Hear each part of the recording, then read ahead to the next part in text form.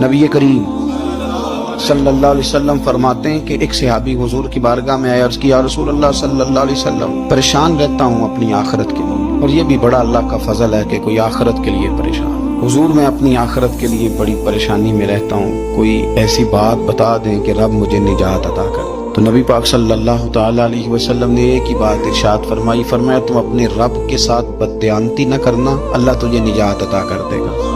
अर्ज की, या रसूल अल्लाह सल्लल्लाहु अलैहि वसल्लम, अल्लाह के साथ बददयानती और खयानत क्या है? लोगों के साथ तो मामला समझ में आता है कि किसी ने कोई रकम रखवाई, कोई ड्यूटी दी, कोई जिम्मा लगाया, पूरा न किया तो बददयानती हो। अल्लाह के साथ बददयानती का माना क्या है? तो नबी पाक सल्लल्लाहु अलैहि वसल्लम फरमाने लगे, वो काम जो तुम्हें खालिश अपने रब की रिजा के लिए करने चाहिए थे, उन कामों में अगर तुमने नियत कर ली ना कि लोग भी देख ले, खैर का भी तुमने इरादा कर लिया, हुक्म दिया था अल्लाह रसूल ने, करने थे